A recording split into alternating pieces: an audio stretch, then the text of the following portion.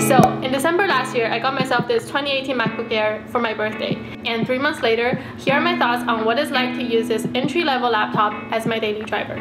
So my thought process for getting this laptop is that I knew it's not going to be this end-all be-all machine, but it is going to be a huge improvement over my 2012 MacBook Pro, which crashes on me whenever I edit a video, heats up every other hour, takes 30 minutes to restart, and weighs like a... And this new MacBook Air is definitely going to beat it in every respect, while being the most affordable in the current Apple lineup. Next, let's take a look at how I spec'd it. I got the classic silver color because I'm a very nostalgic person, and I upgraded the RAM to 16 gigs and the storage to 256 gigs. I did want to do 512, but as the numbers start to add up, I felt a little bit suffocated by the price. Now, what I love the most about this computer is not having the touch bar while keeping the Touch ID. So the touch bar is actually one of the reasons I didn't want to upgrade in the past. I asked everyone around me who owns a touch bar model what they thought of it, and the consensus is basically they don't mind it, but there's really nothing to like about it. They would prefer to get a set of regular function keys if they had a choice. So the touch bar is not really providing much value, but it is taking more money out of your pocket and also silently draining your battery a lot faster. But the Touch ID, on the other hand, is a value-adding feature. This is something that you're going to be using every single day, multiple times a day. For me personally, I started using a password manager in the beginning of this year so that I can have different passwords for every website and every app. And also, I don't have to remember any of the passwords. And one password actually let you use Touch ID to bypass entering in the master password every time. So Touch ID definitely saved me a lot of time and frustration from entering, re-entering, and worst of all, resetting your password. The second thing that I really love is the battery life. I bring this laptop to work with me every day, and I never bring a charger. On most days, I can do a full day's work without charging. And on other days when I feel like I'm running low, I'll just borrow someone else's charger and charge it at lunchtime. Now, I know this is old news to everybody, but because I come from a 5-year-old machine, so I really appreciate the sharpness of the pixels. What's especially useful is that in the settings, you can actually set the resolution to the more space option, which makes it even more flexible for things like video editing and design. But the default option also works just fine. I never felt the screen was too small. In fact, I actually like that my eyes don't have to travel very far to see the entire screen. And lastly, the form factor of this is just impeccable. Even my colleagues who own the 15-inch MacBook Pro, they're really quite jealous of how compact yet functional this little beast is. However, don't be fooled by the small form factor. This computer is actually quite sturdy and it doesn't feel flimsy at all. Okay, now onto the performance. One of my biggest concerns when buying this new MacBook Air was the processor. 1.6 GHz Intel Core i5 just doesn't sound very impressive in this day and age. Is the 2018 MacBook Air powerful enough to handle pro work? And what kind of activities will push it to the limit? Let's find out. So for my UX design work, I do everything on Figma.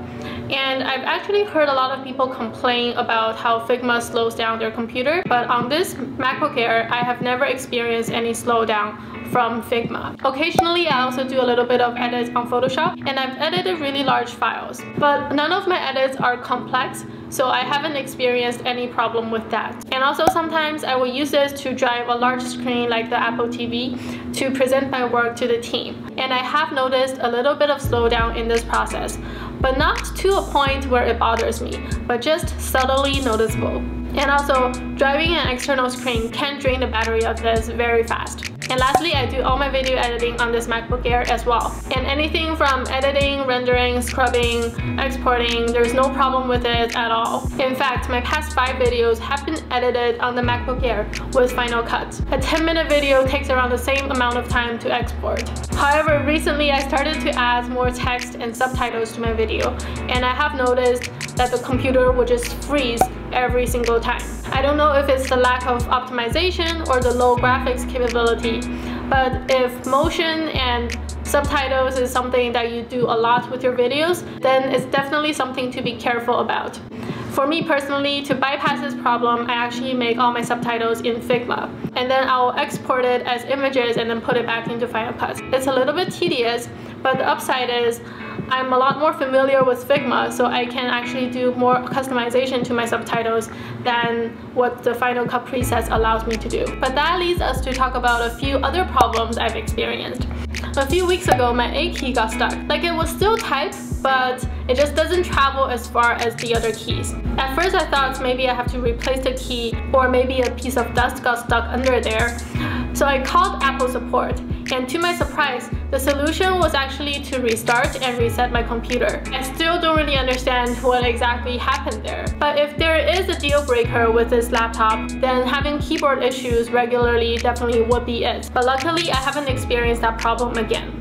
A lot of people also seem to have a problem with the brightness of the screen, but that's not really a problem for me because I personally like to turn the brightness of all my devices all the way down, because I find that by doing that, it not only extends your battery life on a daily basis, and it's also less harsh on your eyes. So in conclusion, the 2018 MacBook Air does have its performance limitations. It's not the end-all be-all laptop, and it doesn't do everything perfectly, but it does do 90% of the things that I need to do pretty damn well. So from an everyday use perspective, I'm not really someone that needs to push it to the limit. It is more than enough for my kind of work, which is interface design and simple video editing. And I always knew that if I wanted to do more complex work in the future, I would want to get a desktop. Not only it will be cheaper, it will also have bigger screen and will be way better for my posture. Alright, that's it for this video. Thank you so much for watching, and if you have any questions, just leave it in the comments down below and I will do my best to answer them. And also, if you have this computer, I would like to know what your experience was like. Do you love it as much as I do, or are you still waiting for something better to come out? Alright, I'm Tina Tomato. Take care, and I'll see you in the next video.